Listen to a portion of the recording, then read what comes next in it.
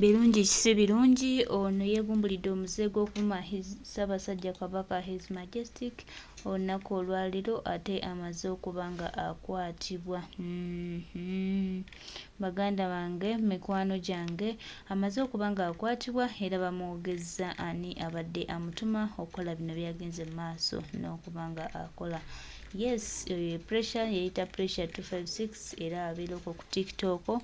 Baganda bange mwenna bali ku TikTok tubasaba nti tukole ebintu bye tulina okukola, tuve mu bintu by'okuvuma abantu, tuve mu bintu by'okulowooza nti tutegeera nnyo, tuve mu bintu eby'okolera obusente kubanga twagala obusente. Nova n'ovuma Ssaabasajja Kabaka alina ekitiibwa ky'eggwanga bwe kityo, nova n'omuyisa mu maaso. Bannange, abaana tebakyalina mpisa, abaana tebakyalina buntu, abaana beefudde ekizibu ennyo. Naye bannange, baganda bange, kye nnyinza obbagamba nti twekenneenye abaana bano, twebuuza ebibuuzo ani abatuma era lwaki bagenda mu maaso n'okukola bino bye bali mu kukola. Tuyinza okubeera awo nga tugamba kino kiri naye nga munange waliwo omuntu alina omukono omunene mu ngeri abaana bano gye beeyisaamu.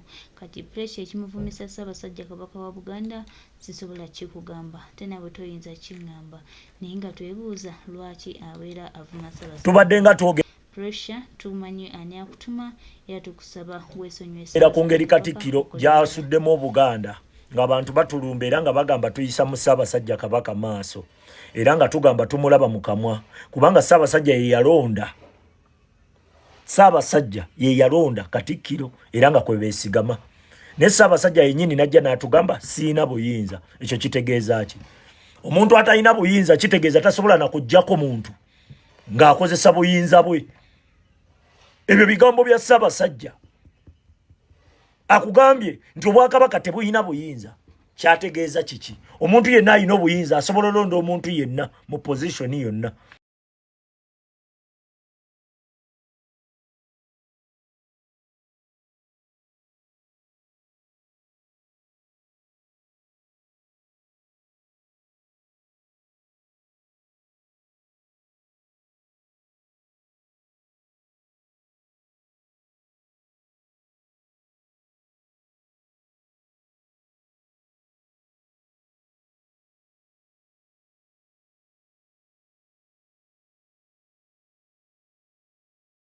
Mu Bwakabaka obutalina buyinza okategedde. Mubadde nga mugamba nti oyo gwe mulaba mu kamwa Kabaka ye yamulonda, ne tugamba oba osanga. Naye omuntu mubadde nga muvangayo nga muwolereza Katikkiro, nga mumuwolereza nnyo nnyo nnyo nnyo. Buli wavaayo mwogerako nga muvaayo Katikkiro muleke, Katikkiro muleke. Naye bwe babadde nga bavoola Kabaka, gurupu ebadde nga wolereza Katikkiro ate badde tevaayo kuwolereza Kabaka. Lwaki? Mutambuza bipropaganda by'abantu by'abannamawanga. Kabaka si Muganda, alengera ennyindo. Kabaka si Muganda, laba bino. Kabaka si Muganda, leka mbabuulireko. Ebyo bipropaganda by'abannamawanga mugezaako kubikonvinsinga kubiteeka mu Baganda. Waliwo abantu abajja ne bawoza mbu oyo Kabaka si ye yali badde afuga. Leka nkubuulire, Obwakabaka buzze nga bukyuka. Genda mu history.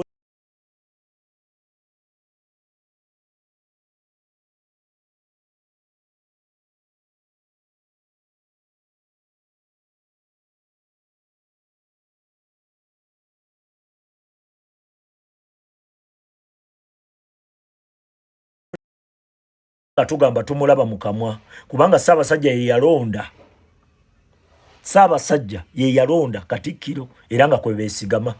Ne Ssaabasajja yennyini najja n'atugamba siina buyinza. Ekyo kitegeeza ki? Omuntu atalina buyinza kitegeeza tasobola na kuggyako muntu ng'akozesa buyinza bwe. Ebyo bigambo bya Ssaabasajja akugambye nti Obwakabaka tebuyina buyinza. Kyategeeza kiki? Omuntu yenna alina obuyinza, asobola olonda omuntu yenna mu position yonna. Mu Bwakabaka obutalina buyinza okategedde. Mubadde nga mugamba nti oyo gwe mulaba mu kamwa Kabaka ye yamulonda, ne tugamba oba osanga. Naye omuntu mubadde nga muvangayo nga muwolereza Katikkiro, nga mumuwolereza nnyo nnyo nnyo nnyo. Buli wavaayo mwogerako nga muvaayo Katikkiro muleke, Katikkiro muleke. Naye bwe babadde nga bavoola Kabaka, gurupu ebadde nga wolereza Katikkiro ate badde tevaayo kuwolereza Kabaka. Lwaki?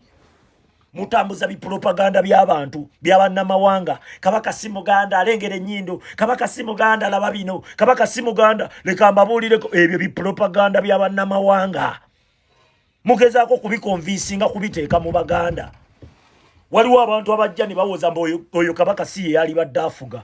Leka nkubuulire, obwakabaka buzzenga bukyuka, genda mu history kuva mabega. Aliko ye Ssaabasajja, tetwagala n'atubuulira biboozi bye.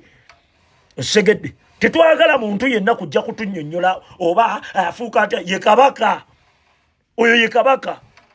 Osegedde, omusajja ali ku sayidi yaffe batta abantu nga 20 mu 220 nga bawambye Kyagulanyi. Ssaabasajja n'avaayo n'ayimirira n'agamba twagala kumanya baani ababadde nga bajja batta abantu baffe, twagala kukimanya era tugenda mu kaseera akazibu.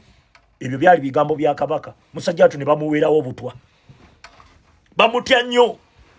Musajja watu ne bamuweerawo obutwa. Bannayuganda temuwuliriza, bannayuganda temwerabira mangu, ebigenda mu maaso mubiraba. Omusajja najja n'agamba obwakabaka tebulina buyinza.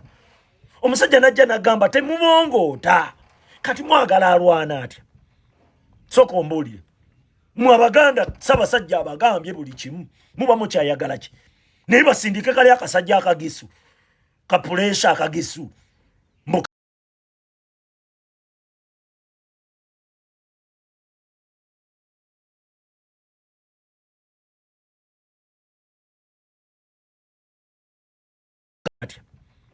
sooka ombuulire, mwe Abaganda Ssaabasajja abagambye buli kimu, muba mukyayagala ki? Naye basindike kali akasajja akagisu, kapuleesha akagisu mukajje katandike kuvoola kabaka waffe mutusirike. Nakaleka nga njagala kulaba gurupu ya Katikkiro eno yeekola ki alengera ennyindo, kabaka si muganda laba bino, kabaka si muganda leka mbabuulireko. Ebyo bipropaganda by'abannamawanga mugezaako kubikonvinsinga kubiteeka mu baganda. Waliwo abantu abajja ne bawoza mbu oyo kabaka si ye yali badde afuga. Leka nkubuulire, obwakabaka buzzenga bukyuka, genda mu history kuva mabega.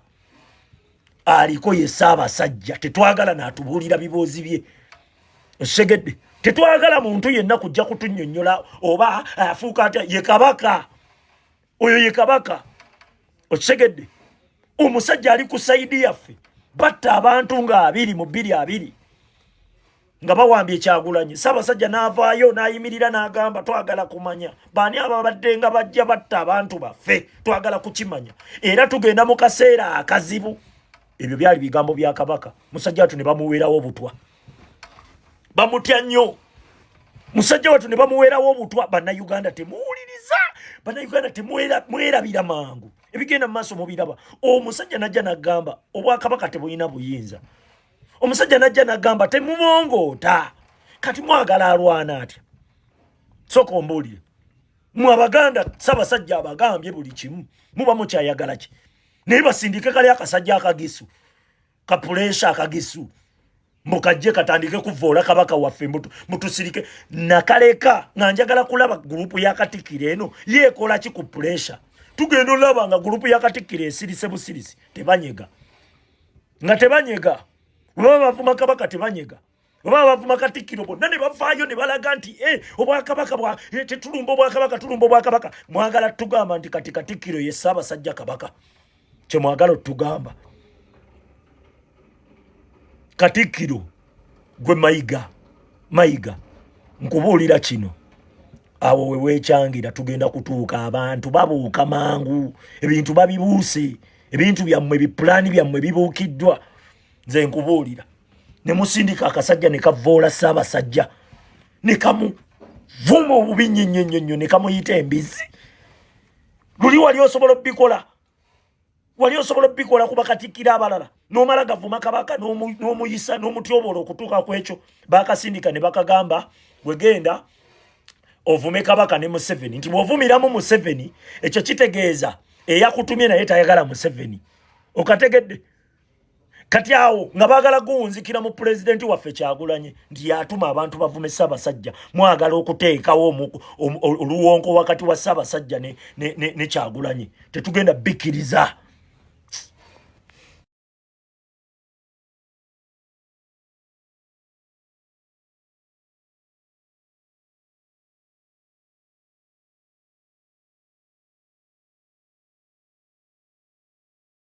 Baganda bange, mikwano gyange, ebintu tuleme biraba bulabi tubireka awo, ebintu tubirabe tubyekenneenye. Ffenna twebuuze lwaki pressure avaayo n'avuma Ssaabasajja batyo n'amuvoola bwe batyo nga mulowooza taliiko mukono gumusindika kukola ebyo. Ffe abalabire wala ebintu tulaba nga pressure ono ayinza okuba aliko omuntu amutuma okukola ebintu bino okugezaako okukakkanya Obuganda era n'okutulaga nti tetulina bwe tuli. Naye baganda bange, mikwano gyange, twongera obajjukiza nti Buganda lwazi, Buganda lwazi. Pressure byonna bikole naye akaseera ko kagenda kujja. Ojja binnyonnyola n'abadde akutuma.